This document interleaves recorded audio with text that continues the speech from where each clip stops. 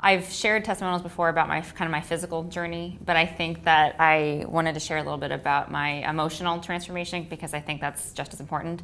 And before I found Dr. Joe, I always viewed the mind and the body as separate, and they're not, obviously. So I wanted to share a little bit about my journey through my emotional stages that I've been through. So before I found Dr. Joe, I had a series of traumas that happened. They were sexual traumas, but they were bad, but I wouldn't say they were, completely threw me off path. I found Dr. Joe in 2012 with breaking the habit, started doing a little bit of the work. I had a lot of physical stuff going on, so I was kind of concentrated just on that. Didn't really look at my traumas at all. And then in 2013, I was sexually assaulted, and it was really bad in terms of the emotional trauma. They're all bad, but this one was very personal. It was a friend. I came back, and he gave me a couple of diseases, and it was really traumatic. And I remember this was January, I remember thinking oh my God, I want to die. I didn't really want to die, but if I hadn't had this stuff to kind of fall back on, and I was very new to it, and I was sort of doing the meditations, but I had the worst meditation mind at the time. There's no such thing as a bad meditation, but I was pretty bad at meditating or getting my body to listen to me. But I had that to kind of fall back on, and I'm really grateful I did because I think I'd probably be in a much worse spot. And then, so that happened in January, and I ended up reporting the whole incident in the summer, and then right before I was supposed to report it, I had my first progressive workshop. So again, it gave me some tools to kind of get through that year of 2013 without going into a lot of detail was really terrible, and everything that could go wrong kind of did. The investigation was terrible. The detectives, without going into too much detail, made moves on me and tried to hit on me emotionally and physically, and it was just terrible. So it was a lot of trauma. And these detectives, they got me drunk and tried to have sex with me. It was it was like a bad movie, right? So 2013 was really bad. And then at the tail end of 2013, everything dissolved. I lost all my friends. The case failed. It was just terrible. So that was kind of 2013. Very much a victim, obviously. And I guess PTSD, but PTSD is viewing your future through the lens of the past, right? So you have this traumatic experience and you're living in this anxiety because you're so afraid of what happened to you that's going to happen again in the future. And I read a statistic once where if you're sexually assaulted once, you're 3 times more likely to have it happen again. And I totally understand that now because you're projecting that out there and you're drawing that experience back to you. So I kept having these experiences that happened. And then 2014 came, and between 2014 and 2015, the case had ended, but then I decided to pursue further legal action against the detectives at this precinct. So between 2014 and 15, there was an internal affairs investigation. My story went public. So then I'm re-traumatized in the media constantly.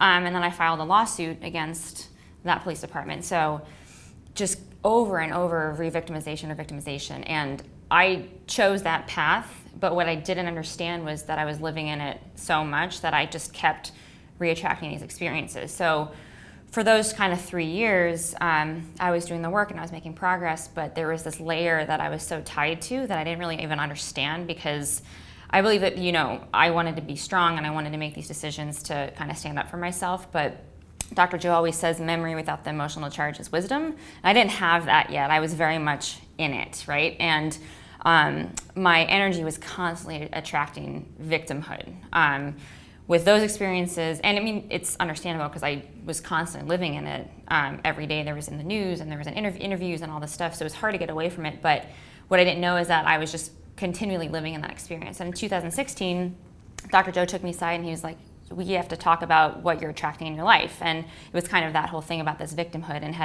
it had bled into other areas of my life. So that was really hard for me to understand in the midst of it. And as all these legal cases and everything kind of settled down, friendships and stuff that had evolved during this time period started to fall away. And I was really traumatized by that because I had great friends and I had a great support system, but they just kind of fell apart. And at the time, I didn't know it, but because I was evolving more, those things no longer were vibrational match and they were falling away. So lots of trauma leading up to this, but I would say that my turning point was probably Santa Fe. I was on the floor for healing the last day last year, and I haven't really talked about this at all. And I didn't know exactly, I knew that I wanted to be healed. I had some physical stuff, but I was just kind of open. And that whole week for me was about unworthiness, that I wasn't worthy of receiving a healing. And I was one of those people that my body came off the floor, like I twisted, contorted. I felt like I released just like all this trauma in my body, right? And when I came out of it, like I couldn't feel my arms from the elbows down. It was like they were pure energy, they were vibrating. And it took me about 6 hours to come back to my body. And I didn't know what had shifted, but something had shifted. And at that point, if I had any doubt that our energy can influence the body, it was gone, because there's no way to explain how my body physically felt after that. So I came back to Seattle and I knew something had shifted and I wasn't sure what. Everything fell apart after that. My relationship fell apart. My job fell apart shortly after that. And what I realized is that that kind of layer of trauma and victimhood had just been like completely ripped away from me. Even a great relationship I was in that had started in the trauma, this guy was a great guy, but it just no longer was a vibrational match.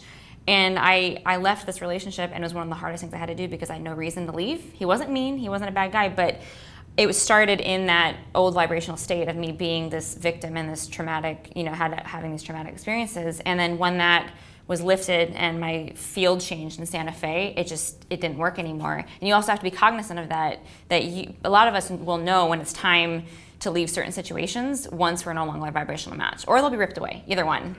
So since then, I've had a couple more of those little like fallouts, and one of the greatest lessons I've learned in this work is that if you're doing the work, things will fall away, and you have to keep doing it through that, because if you don't, you're gonna be a victim of your environment again. And I'm so glad I had that information, because I had some really bad unwindings, especially with the job that I lost this past year, and I've learned that there's a reason for that, and you have to keep going through it and keep creating. I allow myself like a day or two to feel crappy, and then I'm like, okay, we have to change our state, right? And I wanted to point to that because I think for some of the emotional traumas that we have, who are people who are coming to this work, it's so hard because we don't have physical scars, we don't have a physical thing going on, and these can run really deep. And it's some of the thought processes that make us victim or survivor or whatever are so subtle. Like I used to identify myself as a survivor because I was proud that I survived this, but even doing that, I'm still tied to that trauma. So I don't identify with it at all anymore. I don't tell anybody about it unless it's in like an interview or something. But I gave an interview recently about this experience from the sexual assault, and I had absolutely zero attachment to it, like zero. And that to me is the biggest indicator that I've completely let that go. And it was a lot of work, and I wanted to communicate that it's not always that instantaneous relief of all that trauma. And for me, the first step is awareness. And I wasn't aware. I knew that I had stuff to work on, but I was not aware of how deeply entrenched I was in that trauma until like 2017, 2018, and definitely after Santa Fe. And then once that was stripped away, it was like, oh, I'm free now. I felt physically lighter. I used to be kind of like the one with drama. I used to be the dramatic one all the time, even at work and my friendships. And I recently started a new job, which was another manifestation. And my boss came to me and she said at my evaluation that my energy is infectious, that I radiate positive energy. And she has salt lamps and meditation stuff in her office, so it's very like Zen. And she said that when I got this job, my energy kind of spoke to her, and I reminded her of a friend of hers that died, and it was like this friend was communicating to her, telling her to hire me, and they will literally place me with people that are negative to override their incoherent energy. And that itself was such a huge transformation for me, because I never used to be like that. And doing these meditations, I do them every day, I don't miss a day. Doing that every single day and overriding the negativity has completely changed my coherence. And then in response to that, my physical body has also changed. And I think people kind of miss that sometimes. Like you have to address either physically or through meditation the emotional stuff in order for the physical to heal. It was a lot of work, but I think that this past year has been so transformative to me, and it's shown me that I'm truly a different person now. And I've had the signs that have shown that. But you have to put in the work to do it.